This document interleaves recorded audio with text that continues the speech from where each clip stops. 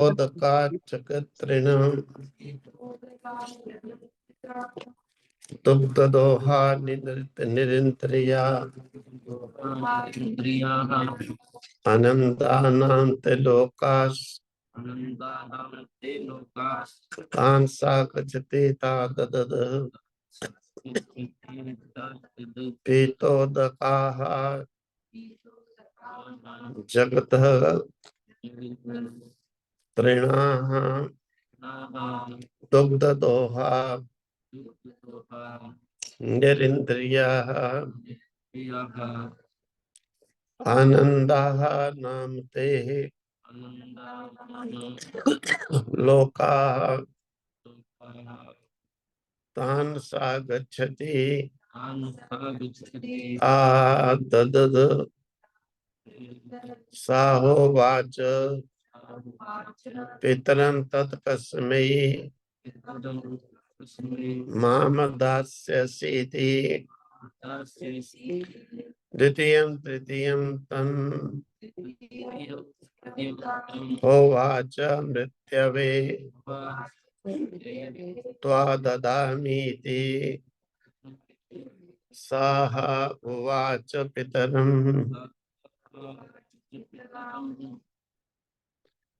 तत् कस्मै माम दास्यसीति द्वितीयं तृतीयं तं उवाच मृत्यवे त्वा ददामि इति।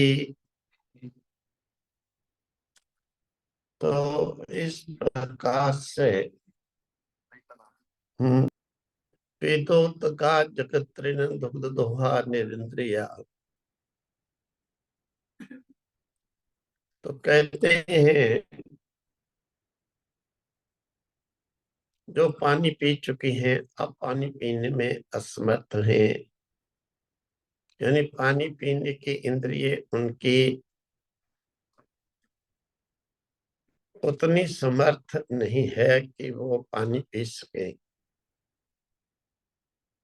जगत तृणाः, जो तिनके घास खा चुकी हैं और उनकी घास खाने की शक्ति अब नहीं है। दुग्ध दोहा, जिनका दूध दोया जा चुका है, आगे दूध नहीं दे सकेंगे। निरिंद्रिया, जिनकी इंद्रियां शिथिल हो चुकी हैं,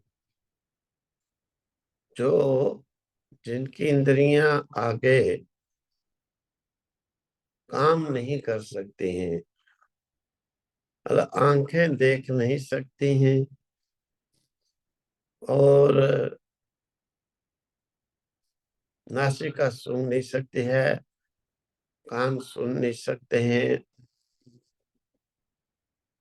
मुंह से बोल नहीं सकती हैं, पांव से चल नहीं सकती हैं। इस प्रकार की गायों को दान देते समय दक्षिणा में देखकर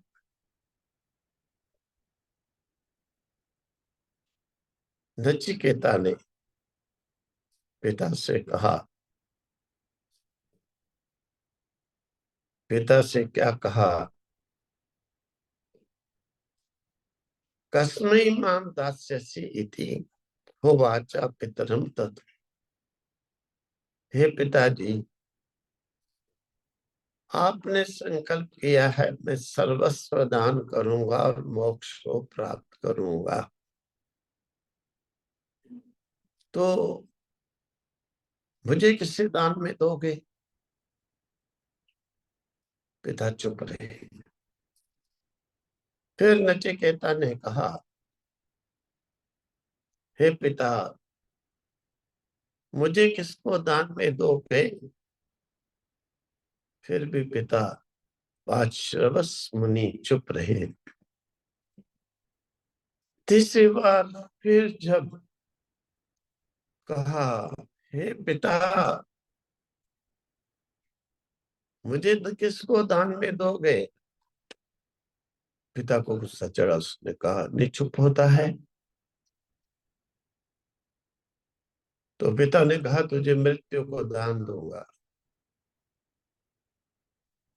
अब नचिकेता सोचने लगा, मैं अपने साथियों में, यदि अपने सहपाठियों में पीछे रहने वाला तो नहीं हूं। तृतीयं तृतीयं तमहोवाच मृत्यवे त्वा दधामीति। बहुनां मेमि प्रथमो बहुनां मेमि मध्यमा किम यमस्य कर्तव्यम यन्मप याद्य करिष्यति।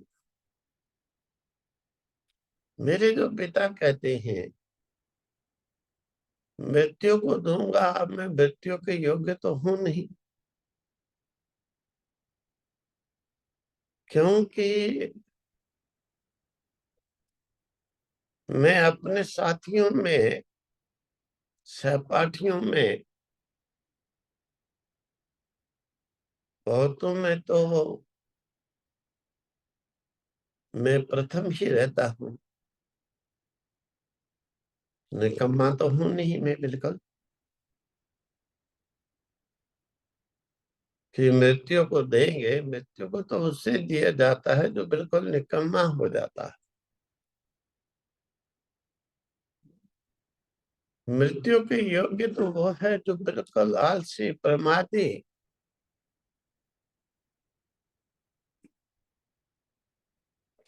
बिल्कुल ही जो निकम्मा है, जो आलसी नहीं, प्रमादी नहीं, निकम्मा नहीं, उससे मृत्यु को देने की बात ही क्या है? वो तो अभी पुरुषार्थ के योग्य है, वो तो अमृत पीता है।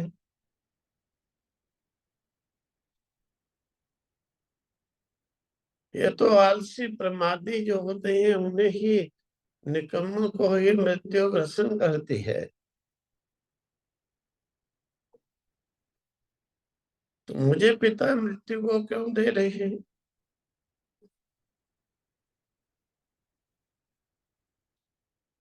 इसीलिए नचिकेता ने सोचा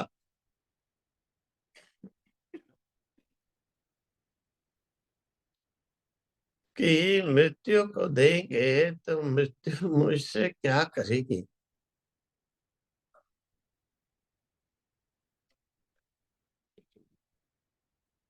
यानी मृत्यु से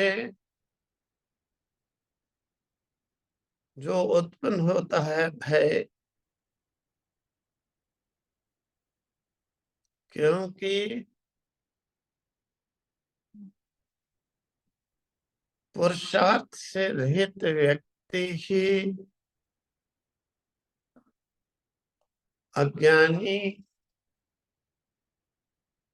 जड़ बुद्धि, मृत्यु से भयभीत होते हैं, मृत्यु से डरते हैं।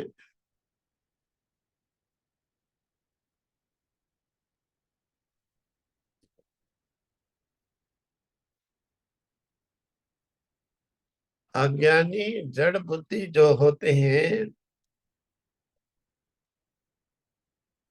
तत्व ज्ञान से रहित, इस प्रकार के निकम्मे मृत्यु से भयभीत होते हैं।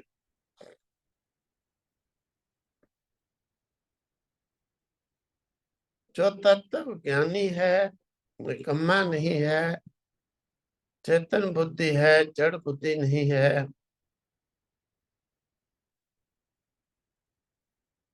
वो मृत्यु से भयभीत नहीं होता है।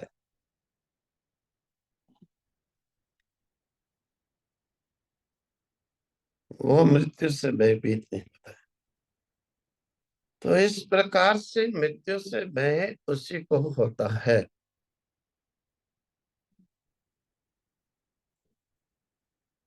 तो नचिकेता इसलिए भयभीत न होकर,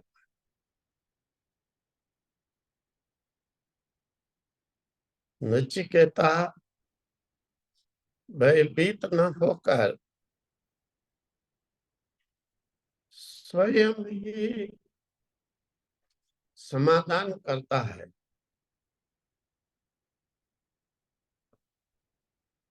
कि समाधान क्या करता है।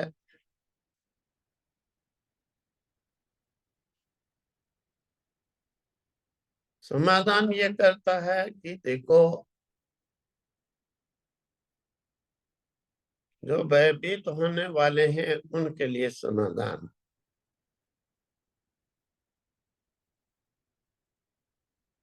कि उनसे पहले जो हो चुके हैं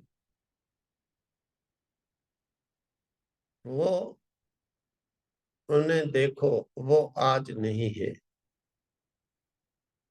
जैसे कृष्ण जी गीता में कहते हैं, जातस्य ध्रुवोर मृत्युर्हि, कि जो भी उत्पन्न हुआ है उसकी मृत्यु निश्चित है। जो भी जातस्य ध्रुवोर मृत्युर्हि,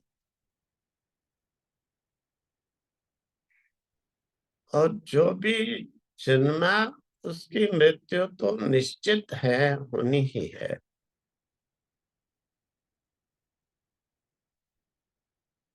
नचिकेता भी कहता है कि जो मुझसे पहले हुए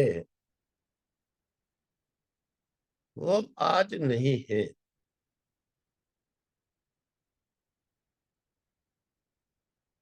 और जो आगे होने वाले हैं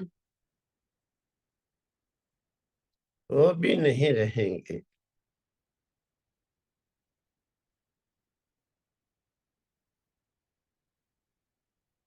वो भी नहीं रहेंगे, क्योंकि जो हमसे पहले हुए हैं वो आज नहीं है। हमसे जो पहले हुए, अगर वो आज नहीं है, हमारे बाद जो होंगे वो आगे कैसे रहेंगे।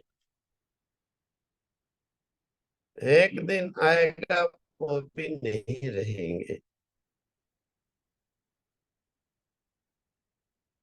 इसीलिए नचिकेता कहता है,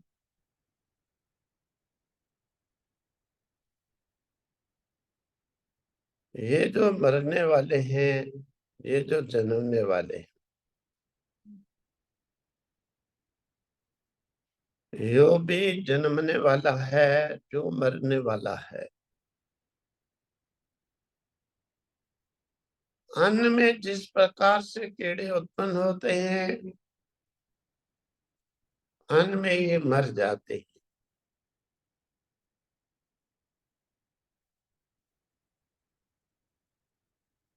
अन्न की तरह से जो पैदा होते हैं, बढ़ते हैं, मर जाते हैं, फिर उत्पन्न हो जाते हैं।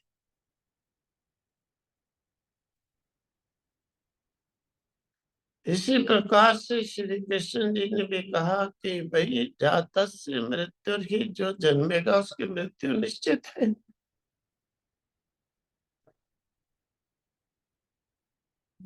और मृतस्य जन्म ही, जो मरेगा उसका जन्म भी निश्चित है।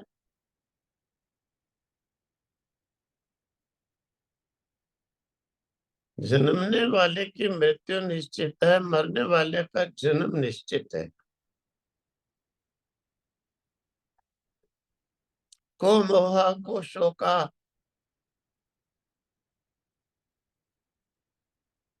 फिर शरीर से जीने से मोह किस चीज का करना। फिर शरीर के लिए, मरने के लिए शौक किस चीज का करना?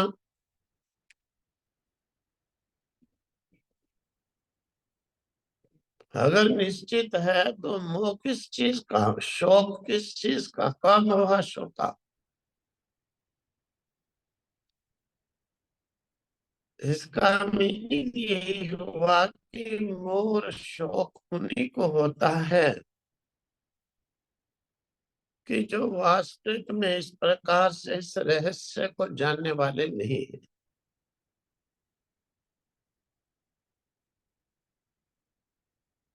तत्ववेता जो है निरिंद्रिय हो जाता है।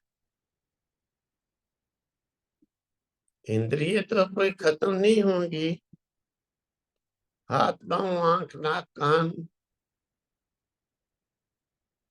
परंतु इंद्रियों के द्वारा शोक मोह होने वाले को वो जान जाता है, इसीलिए उसे कहा कि निरिंद्रिय हो जाता है। जो निरिंद्रिय हो जाता है उसकी इंद्रियां अपने शौक मोह आदि करने में नहीं लगती हैं फिर। इसीलिए जो शौक मोह में नहीं लगती हैं वो फिर मृत्यु से भयभीत कहाँ पर होंगी। मृत्यु से भयभीत भी नहीं होंगी। इसीलिए नचिकेता स्वयं ही समाधान करता हुआ, क्योंकि तत्व ज्ञानी है, जिज्ञासु है, पुरुषार्थी है, जड़ बुद्धि अज्ञानी तो है नहीं कि बैठ करके सोच सोच के ही मर जाए। जड़ बुद्धि अज्ञानी पुरुषार्थी नहीं हो सकता, जिज्ञासु नहीं हो सकता। वो तो शौक और मोह में डूबा रहता है। शौक और मोह में डूबने के कारण बस दिन दिन दिन दिन और निकम्मा होता जाता है। जो शौक और मोह में डूबता नहीं है, जो पुरुषार्थी है, जो जिज्ञासु है, वो इस विद्या को श्रवण करके शौक मोह का त्याग कर देता है। नचिकेता एक बड़ा सुयोग्य पुरुषार्थी जिज्ञासु है। शौक मोह में ना डूबकर पिता से सुनते ही कि मृत्यु को देंगे, तो मृत्यु के विषय में स्वयं ही समाधान ढूंढता है कि मृत्यु मुझे करेगा क्या। मैं तो पुरुषार्थी हूँ, मैं तो मृत्यु से डरने वाला नहीं, मैं तो शोक में पड़ने वाला नहीं। ये मृत्यु तो उसी को ग्रसन करती है जो शोक मोह में डूबा हुआ हो, शरीर से मोह हो, मृत्यु से शोक हो, डर हो। जिसे मृत्यु तो उसी को दुखी करता है, वही मृत्यु को सुन करके भयभीत होता है, वही मृत्यु को सुन करके भयभीत होता है। बलवान व्यक्ति कभी मृत्यु से न तो डरता है, शोक करता है, और न ही उससे जो है वो भयभीत होता है। नहीं भयभीत होता है तो उसका वो तत्व निकालता है, मृत्यु मुझसे क्या करेगा। जो जन्मा है उसने मरना ही है, शरीर त्यागना ही है, शरीर हजारों वर्ष रहना नहीं है, एक दिन मुझे छोड़ना ही है, तो मृत्यु का बीच में क्या काम है। मृत्यु का बीच में काम क्या है। मृत्यु को तो वही प्राप्त होते हैं शोक से ग्रसित मोही, शरीर से मोह करने वाले। जैसे श्री कृष्ण जो है, पिता नंद बाबा से पूछते हैं कि आप इंद्र का यज्ञ कर रहे हो, इंद्र का यज्ञ करने का मतलब क्या है? नंद बाबा कहते हैं, बेटा हमारा रिवाज है, वर्षा बरसाता है इंद्र, तो उसी से सब जीते हैं। कृष्ण जी कहते हैं, शास्त्र तो कहता है अपने कर्मों से व्यक्ति जन्म लेता है और कर्मों के अनुसार ही मरता है। ये बात झूठी है क्या? इंद्र के अनुसार क्या हम जन्म लेते हैं? इंद्र के अनुसार क्या हम मरते हैं? एक तरफ से श्रुति स्मृतियां वेद हमारे शास्त्र कथन करते हैं, कर्मेणा, कर्म के अनुसार ज्यादा से जीते हैं, जन्मते हैं, कर्म के अनुसार जन्म होता है। अगर कर्म के अनुसार जन्म नहीं होता है तो इंद्र के अनुसार होता है, तो पिताजी फिर जगत में कर्म करने की जरूरत ही क्या है? फिर जगत में कर्म करने की जरूरत ही क्या है?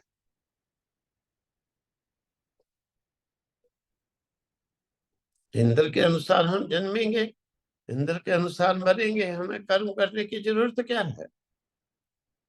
हम किसके लिए अच्छे कर्म करते हैं? क्यों पूजा पाठ यज्ञ करें? इंद्र के अनुसार जन्मेंगे। तो कर्म के अनुसार अगर हम जन्मते हैं, कर्म के अनुसार हमारी मृत्यु होती है, फिर इंद्र का बीच में क्या है? अब ठीक है भाई, तुम कृष्ण जी परम पुरुष हो, बात तो बड़ी कमाल की कह रहे हो, लेकिन ब्रजवासी कभी नहीं ये सोचे, ब्रजवासी कभी नहीं ये सोचे। वो तो यही सोचते हैं कि इंद्र ही पालता है पोषता है। इंद्र पालता है पोषता है तो फिर स्वयं हाथ जोड़ करके बैठ जाओ, कुछ भी ना कर्म करो।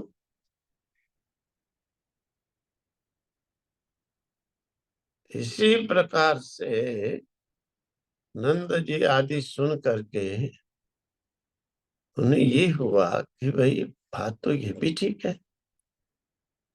अगर इंद्र के अनुसार हम जन्मते मरते हैं, इंद्र करता है, हमें फिर कर्म करने की क्या जरूरत है? तो इस सृष्टि निकम्मी हो जाएगी, सब लोग कर्म छोड़ बैठेंगे, पुरुषार्थ छोड़ बैठेंगे।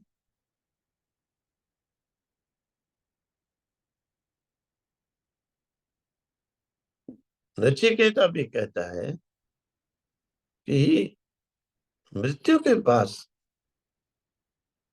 तो वही जाता है शोक मोह में डूबा हुआ, है मरने वाला, है मरने वाला, जो जानता है कि शरीर जन्मा है, हजारों साल तो चलना नहीं है। एक वृक्ष पर कोई फल लगता है, कितनी देर लगा रहेगा? एकदम फ्रेश ताजा कितनी देर तक रहेगा? कहो कि साल भर लगा रहे और पके भी ना, साल भर लगा रहे पके भी ना, ये कौन सी बात?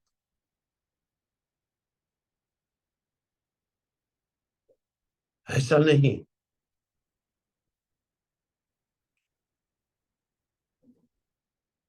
उसकी एक आयु है, इतने दिन चलेगा, फिर पकेगा, फिर गिरेगा।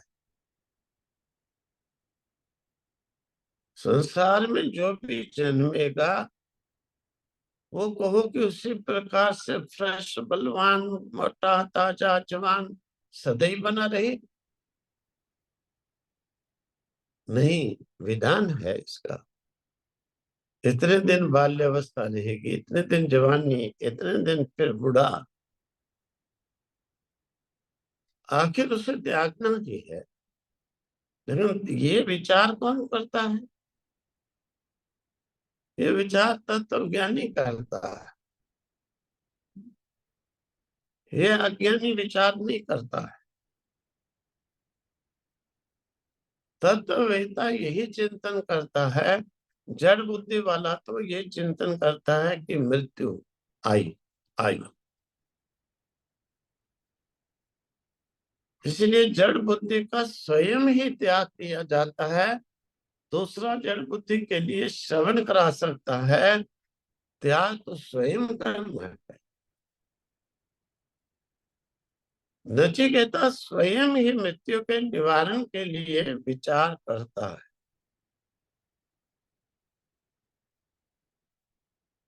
स्वयं ही मृत्यु के निवारण के लिए विचार करता है, कैसे इसका निवारण। मुझे मृत्यु क्या करेगी। मृत्यु तो उसके लिए है जो उसे जानते नहीं। मैं तो इसे अच्छी प्रकार से जानता हूं।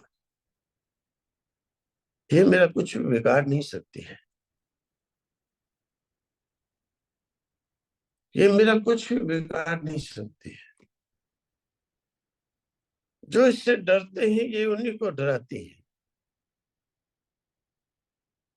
जो इससे डरते हैं उन्हीं को ये डराती है।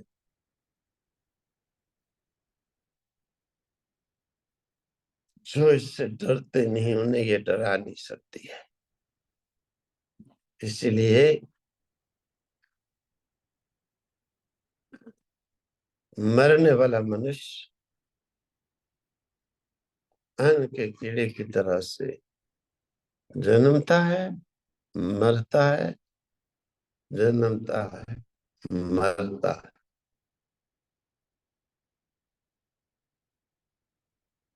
मैं अन्न के कीड़े की तरह नहीं हूं। अरे मैं तो जानता हूं।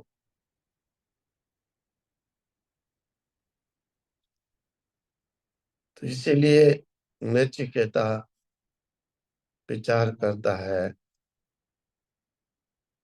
अब मुझे जो है क्या करना चाहिए। और क्यों नचिकेता मृत्यु से प्रतिवाद करता है, निराकरण करता है। ओम तत्सत।